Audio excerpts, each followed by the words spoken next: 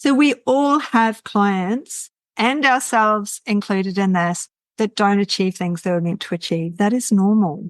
Don't be thinking I'm rubbish or they're rubbish because they haven't achieved something. That's a normal part of life. That's the way life goes. We can't get everything done. They can't get everything done. So when we've got them there, we're letting them speak, but we're asking them pertinent questions that are going to be the ongoing into our next appointment. Mentoring with Geraldine is a bite-sized practitioner podcast for naturopaths, nutritionists, herbalists, coaches, and practitioners. This podcast responds directly to the needs of you, the practicing natural therapist. We have interviews during the holiday season and business and mindset support each week, so you'll get the variety you need to enjoy and stay motivated in your practice. Don't forget to subscribe to receive the weekly episodes. And if you want to connect with me, always check the show notes, because that's where you'll find the links to book appointments and, of course, to join the Academy, the membership group, where there's constant connection and community with like-minded practitioners. Now, let's get started.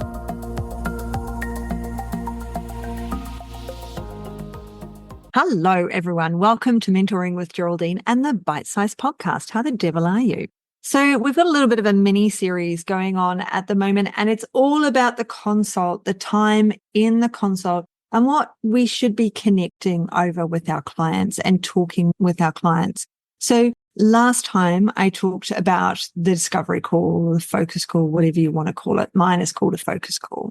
And they've booked in with you now, right? However you want to do that. I'm a great believer in prepaying at least some of the appointment, if not all of it. Mine have to pay before they see me. And I find that motivates people, and it motivates me as well, because I've got their money and I'm really happy to see them. But I have qualified them as people I want to see. I've been on a focus call with them and it's 99% of the time worked out. So here we are in the consult. Now, what's going to happen in that first consult and how is it going to run?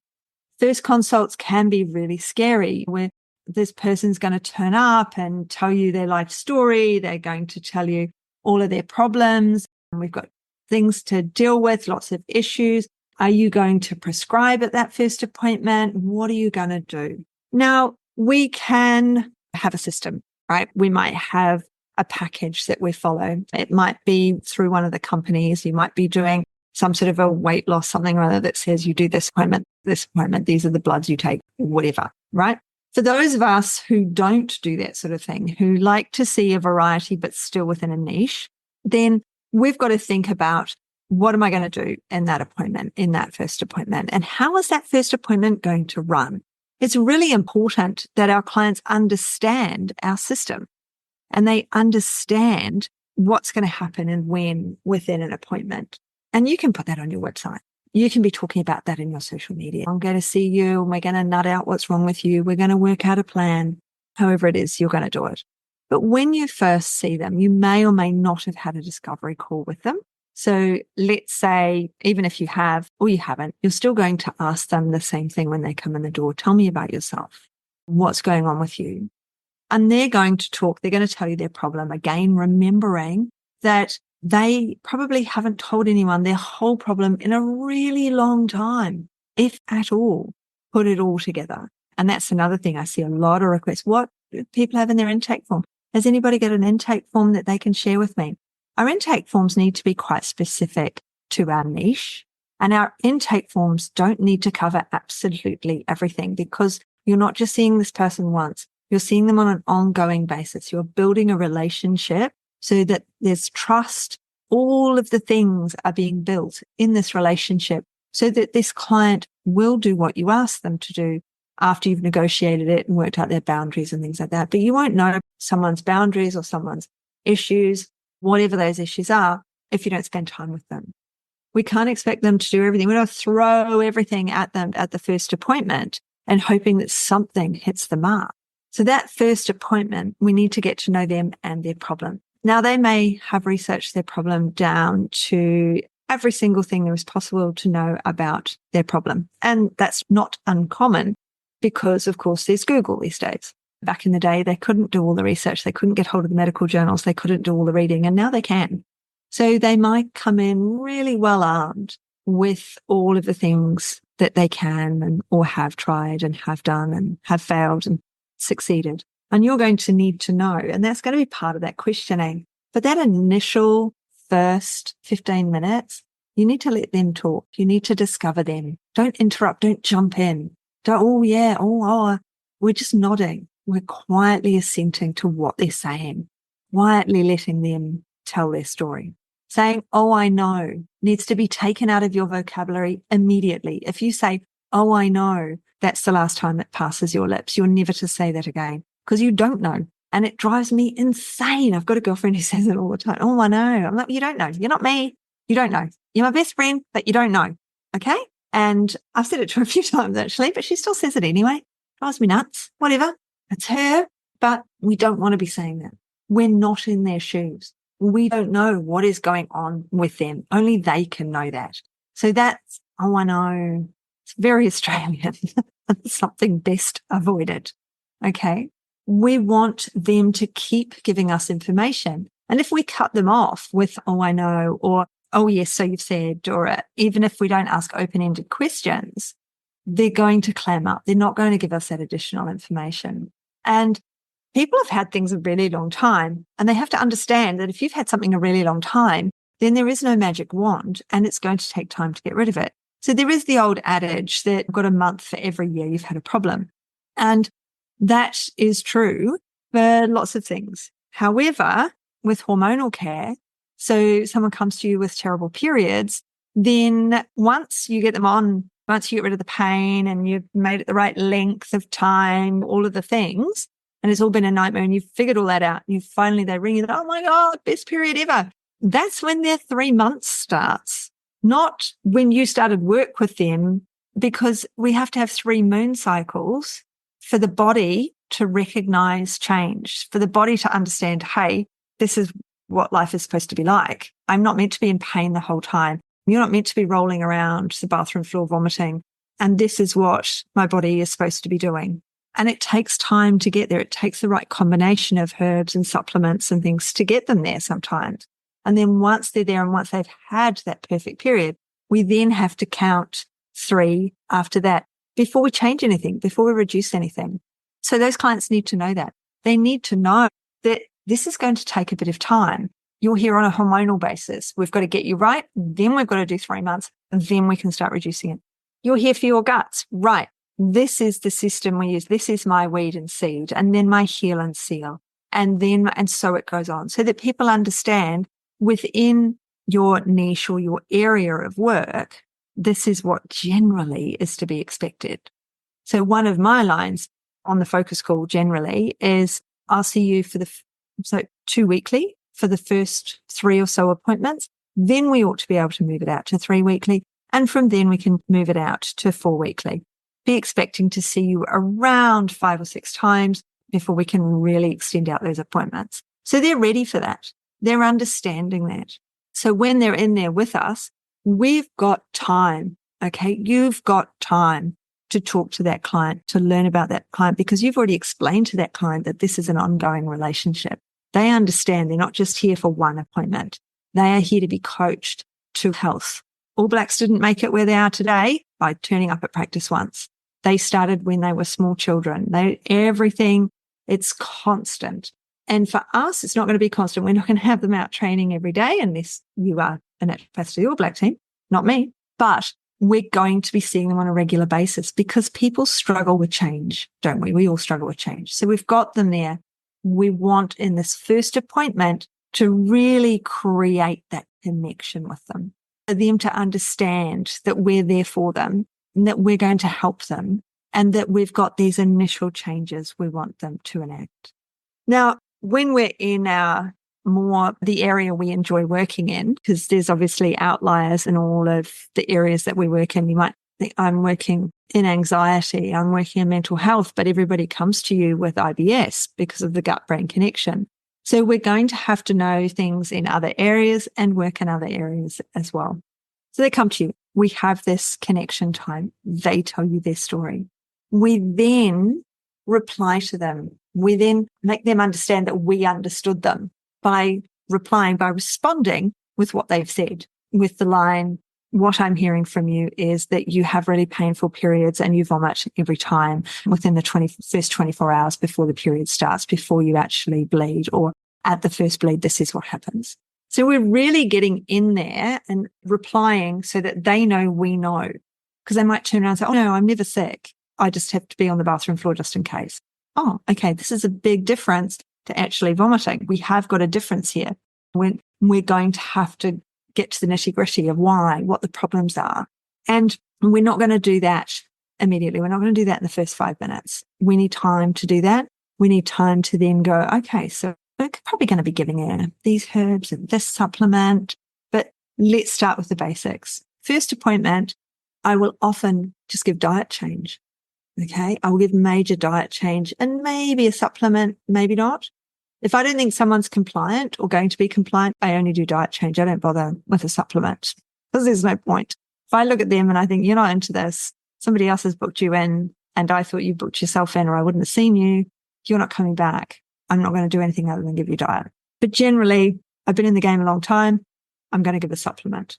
However, if you're new to this, you might not be wanting to head straight into a supplement. But if you've created a package so that they come and see you for the first appointment, and then at the next appointment, you then hand over your findings and you've looked at supplements and you've made decisions about how you don't want them to have hundreds of supplements, preferably you're only going to give them 2, maximum 3, and then we can carry on from there. But take that time to know them. Take that time at the beginning to understand them. Then after you've understood them, repeat it back to them so that they know you've understood them. Then ask the questions you've got to ask. Now, those questions that you're asking, what are those questions? This is where everybody gets really worried and they want this long intake form. If the person sitting in front of you is 19 years old and she's got problems with her menses, then you probably don't need to know about her cardiac history. Yeah, you do want to know about what her mother's menses were like and what was going on there, but you don't need to know all of the other things that were on that list from college, which needed to be on the list for college because you had to be marked somehow. But now you've got this client in front of you. You can choose, you can pick and choose what are the specifics you need to know, knowing that you're going to book in this client in a week, maximum 2 weeks time after that first appointment. And at that appointment, if there's any additional questions, you can ask them then, right? That first appointment should be around in total 50 minutes, bit like the massage appointment. The person turns up on time, but they don't take their clothes off really until 5 past. And then it finishes at about 10 to because they have to put their clothes back on again. So it's a similar thing with you. They're going to arrive on the hour. You're going to be talking to them, asking those questions for 45 minutes. Then we've got 5 minutes to book the follow-up appointment, take money, do what you want to do, 5 minutes to get out the door, 5 minutes to refresh the room. So when we're thinking about this time with our clients, we have to think, I'm seeing them again. And at the end of this appointment, I'm going to book you in for your next appointment. Or during this appointment, I'm going to be saying things to you like, when I see you next, at your next appointment, we will. If they've arrived and they've said they haven't got blood results, or they go, should I go to the doctor and get my bloods done? It's no, let's see what we really need doing. If at that first appointment, because you know what it is, you've decided what bloods they need, you send them off to get those bloods, and then they're meant to come back in a fortnight's time or a week's time, and they contact and they say, I'm going to cancel the appointment because I haven't had a chance to get my bloods done. It doesn't matter. We have to make sure that our client understands that the next appointment is not based on what happens between this appointment and the next appointment. It's not solely based on those bloods.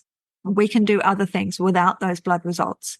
We can take an amazing case without those blood results and start on other things, diet change, lifestyle change. We can do basic supplements without those test results. And they have to understand, because we may not realize at that point that they have a needle phobia and we're never going to get blood results from them. Okay. We might have missed that. So when somebody, I haven't had a chance to, have they not really had a chance to? Blood collection's open from 7 a.m.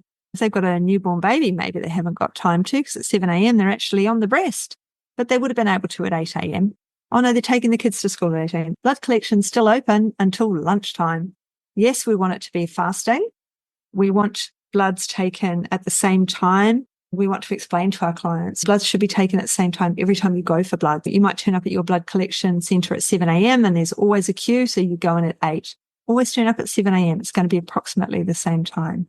You should always be fasted, and you should always try to take it from the same company so that we have ongoing results and we can check back at the old results and compare them rather than going to different branded companies so that they don't have past results. Okay.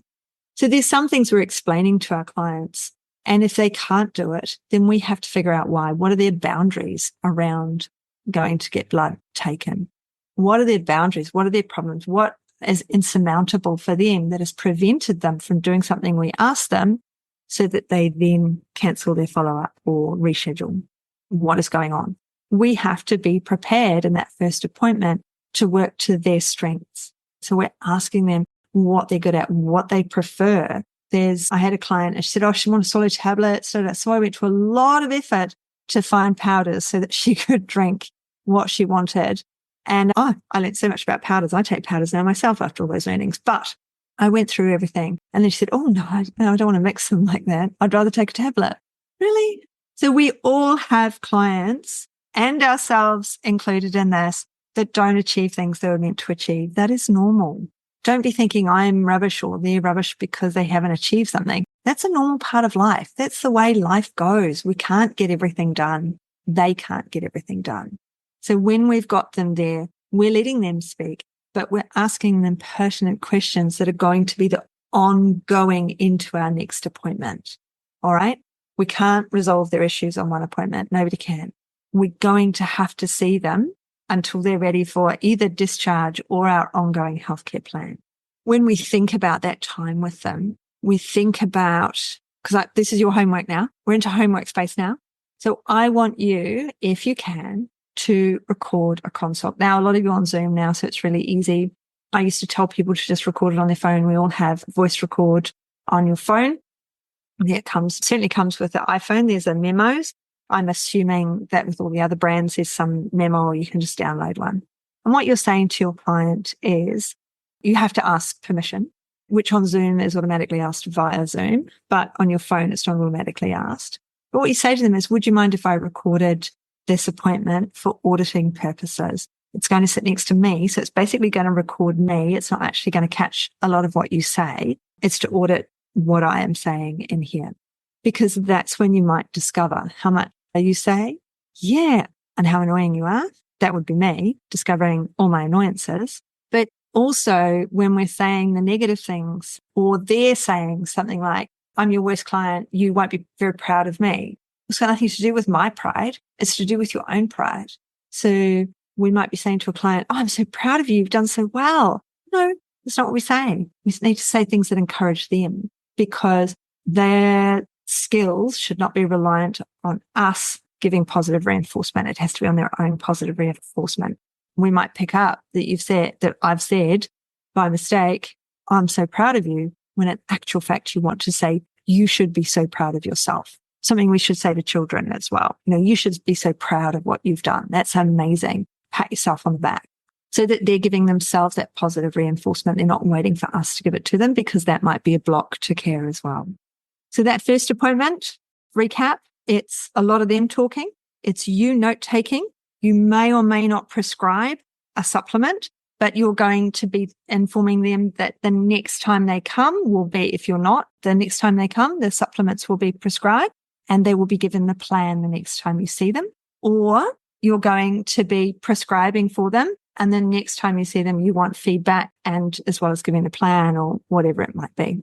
Okay. Because the first one is really a fact-finding mission. You're not going to be there for long. You're actually going to be with the client for no more than 50 minutes, even though you've blocked out an hour or maybe even an hour and a half on your calendar. That's certainly what I often do on the first appointment, is I'll block out an hour and a half. So I've got half an hour to study, research a problem. That's certainly what I used to do. I don't do it anymore, but I certainly used to do an hour and a half. So I had that extra half an hour research time, or they had time to cry, which will put you over in time, whatever it is. That might be what you do. You're going to record an appointment so that you can listen to yourself, so that you can listen to what you say, how you connect with the client. You're listening for the nuances in your own voice.